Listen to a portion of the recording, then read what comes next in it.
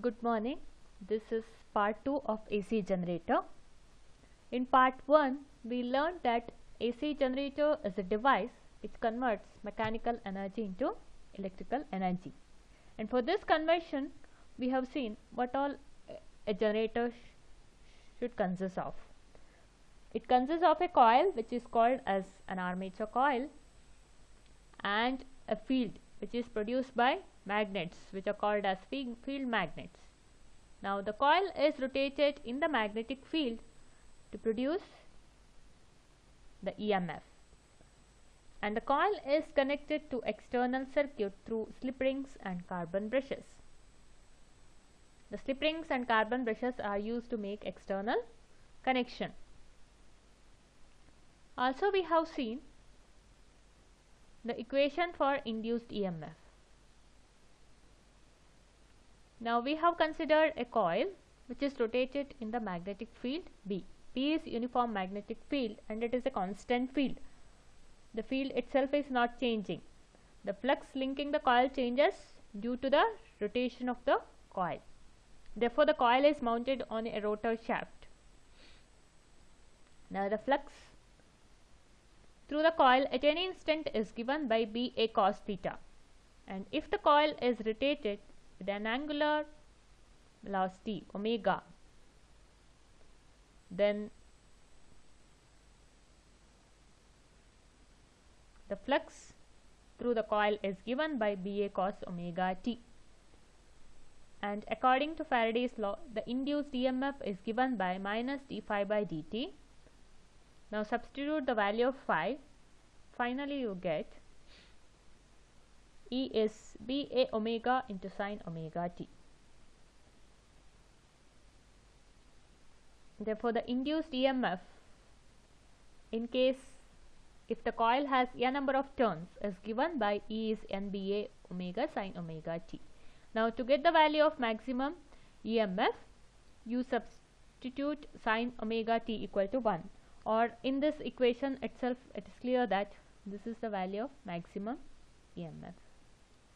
EM is the maximum induced EMF, that is given by nBA omega. Sometimes you may need this equation for the sums.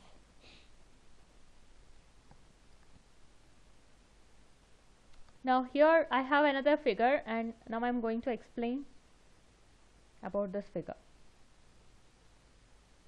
So this figure shows how the EMF gets induced between the two terminals of the coil as the time varies. So here I have drawn this graph with respect to time. As the time varies, the position of the coil with respect to the magnetic field keeps changing, and hence you get a sinusoidally varying EMF.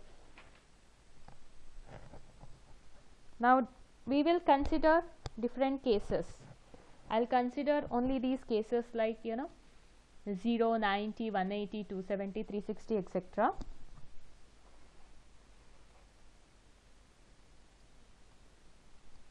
So the case 1, that is the first one, or stage 1.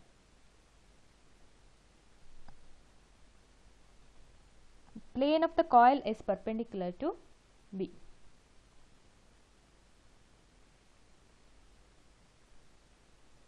Plane of the coil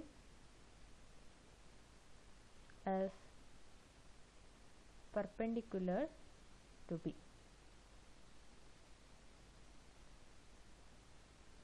As shown in here, this plane of the coil is perpendicular to the field, this figure.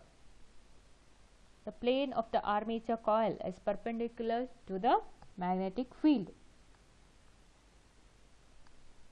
So this is the case when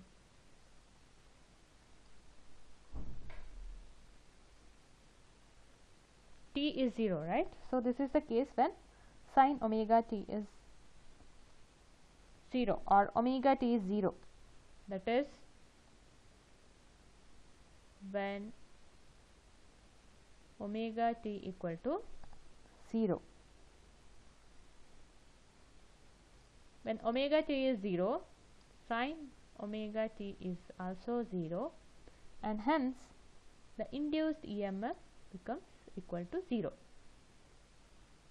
The EMF induced starts from 0.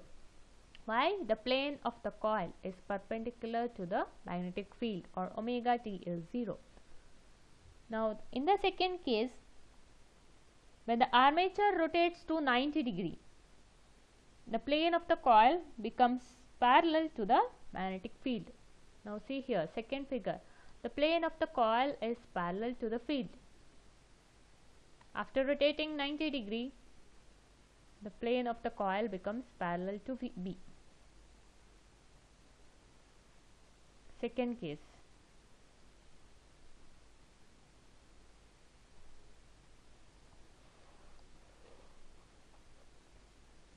Plane of coil is parallel to field B.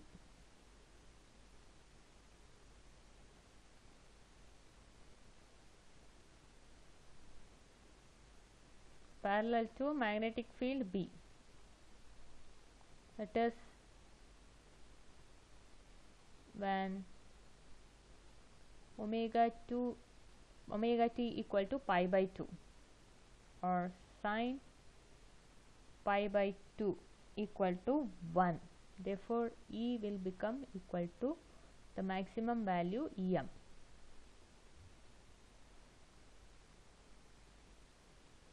Now what happens? Now from the initial position, after rotating an angle of 180 degree, it reaches to the, see the coil here, I have marked it as ABCD. Now after rotating 90, A will come here, BCD. Then again, it is just, the position is same, but AB, this side has moved upward, ABCD. Now at this moment also, the condition is same as the first case. That means the plane of the coil is perpendicular to the magnetic field. Case 3 is same as case 0.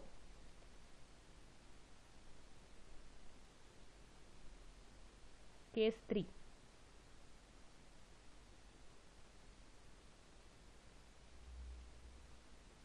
That is after rotating 180 degree, plane of the coil is again perpendicular to B.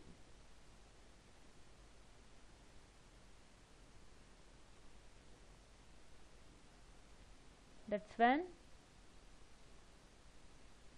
omega t is pi.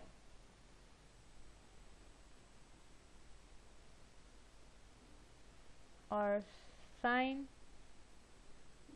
pi is 0 again, before induced EMF is 0.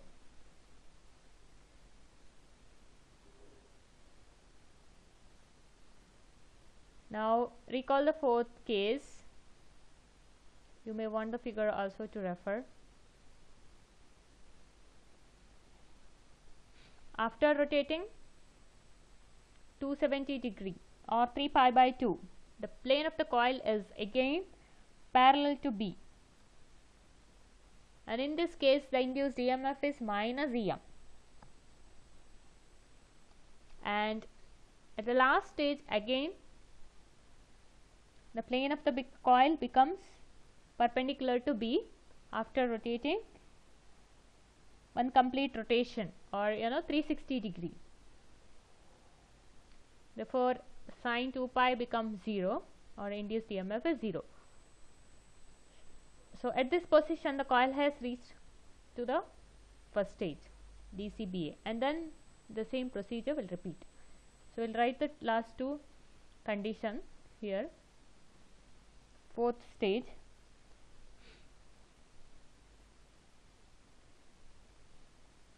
when omega t is equal to 3 pi by 2,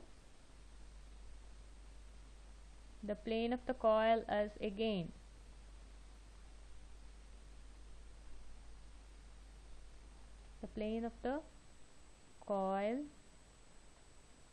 again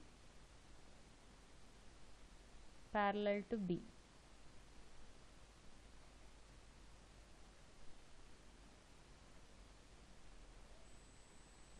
Sine 3 pi by 2 is -1.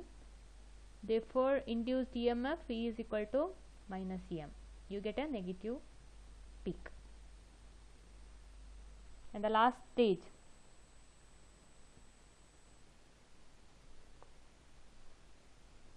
case number 5, when omega t is equal to 2 pi, that is after rotating one complete rotation, the plane of the coil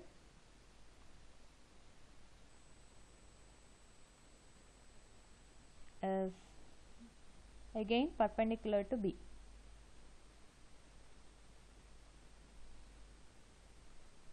Perpendicular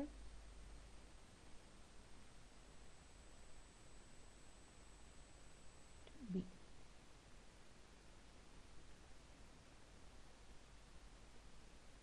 Sine 2 pi is 0.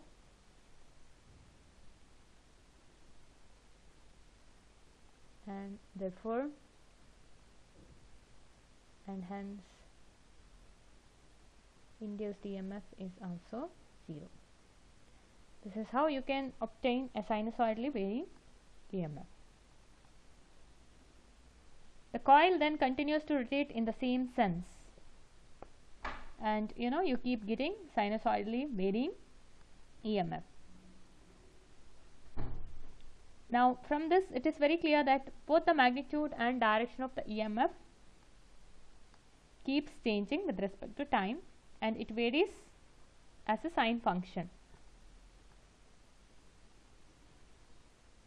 So this basic principle of induced EMF set up in the coil when the coil is rotated in the magnetic field is the basic principle for a generator. Here the electric current produced varies sinusoidally with time, and hence it is known as alternating current, and hence the generator is known as AC generator or alternating current generator. Why? The induced EMF varies as a sine function. When you connect this EMF to an external circuit, the current will also vary sinusoidally, and hence it is known as alternating current generator. Now I hope you understood this AC generator principle.